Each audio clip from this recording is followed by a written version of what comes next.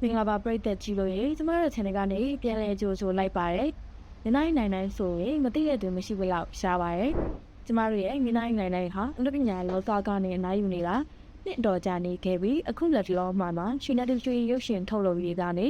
နိုင်ကိုရုပ်ရှင်ကားကြီးအတွက်ခေါ်ယူထားကြောင်းကိုရုပ်ရှင်ထုတ်လုပ်ရေးပေးကနေတင်ထားတာကိုလည်းပဲတွေ့ရပါတယ်။တဲ့ဆောင်နိုင်ဟာပရိသတ်တွေအခိုင်အမာရရှိထားတဲ့ထိကမ်းမင်းသားတယောက်ဖြစ်ပေမဲ့အလူမီယာအလုပ်တွေကနေကာလရှည်အနားယူခဲ့တဲ့အဓိကအကြောင်းရင်းကတော့သူဟာသူ့ရဲ့မိသားစုကိုအချိန်ပေးဖို့နဲ့အမေရိကန်နိုင်ငံမှာအခြေချနေထိုင်ဖို့ဆုံးဖြတ်ခဲ့တာကြောင့်ပဲဖြစ်ပါရဲ့ရှင်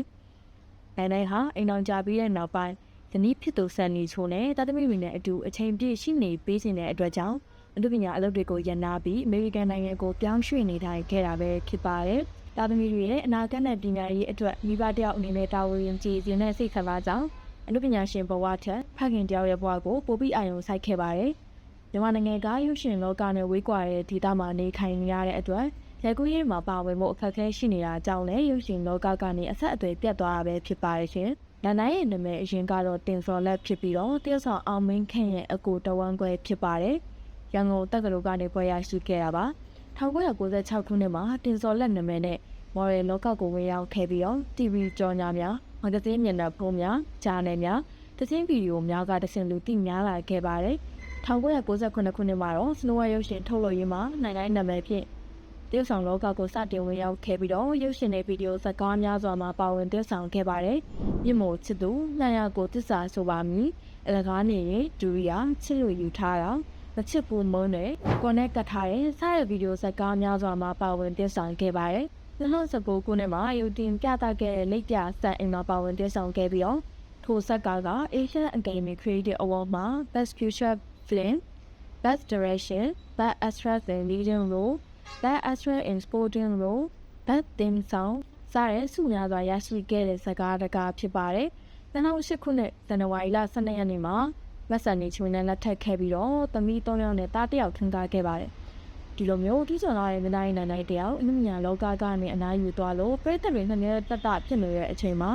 ရှင်နယ်တီရွှေရုပ်ရှင်ထုတ်လုပ်ရေးကနေမင်းသားနိုင်ဟာမင်းသားနီတိုးနဲ့အတူဖလန်းဇန်ညိုမိုးနေတွင်ရေးသားထားတဲ့အထစ်စီရုပ်ရှင်ဇာတ်ကားကြီးကိုရိုက်ကူးတော့မှာပဲဖြစ်ပါတယ်။မင်းသားနိုင်နဲ့မင်းသားနီတိုးဟာအနုပညာတပ်တန်းတစ်လျှောက်မှာတစ်ခါမှရုပ်ရှင်တွဲရိုက်ဖူးခြင်းမရှိပဲအခုအခါမှသာပထမဆုံးအကြိမ်အဖြစ်မင်းသားနှစ်လက်အတူတူတွေ့ဆောင်ကြတာကိုတွေ့ရမှာပဲဖြစ်ပါတယ်။ဒီလိုမျိုးဒေသမင်းသားနှစ်ယောက်ဖြစ်တဲ့နီတိုးနဲ့နိုင်တို့ရဲ့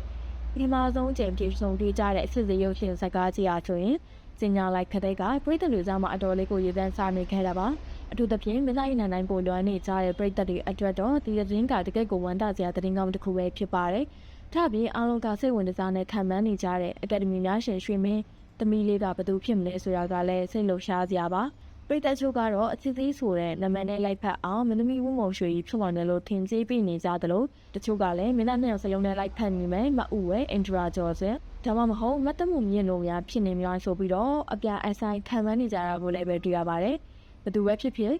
ဒီလိုဝိုင်းအသေးဆောင်တွေစူပေါင်းတင်ဆက်မဲ့ဇကားကြီးကလူရှင်လောကအတွက်ရောပရိသတ်တွေအတွက်ပါရင်ခုံပြအကောင်းဆုံးဖြောပြဖို့တခုဖြစ်လာမှာတော့အသေးကြပါပဲ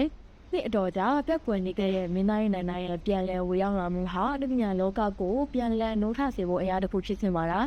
နေတိုးနဲ့နိုင်တို့ရဲ့ပထမဆုံးသောဖန်သားပြင်ထက်ကအားပြိုင်မှုတွေကတော့ဘယ်လောက်ထိရင်ခုန်ဖို့ကောင်းလဲဆိုတာကိုကျမတို့အားလုံးအတူတူစောင့်မျှော်ကြည့်ရှုကြအောင်လားရှင်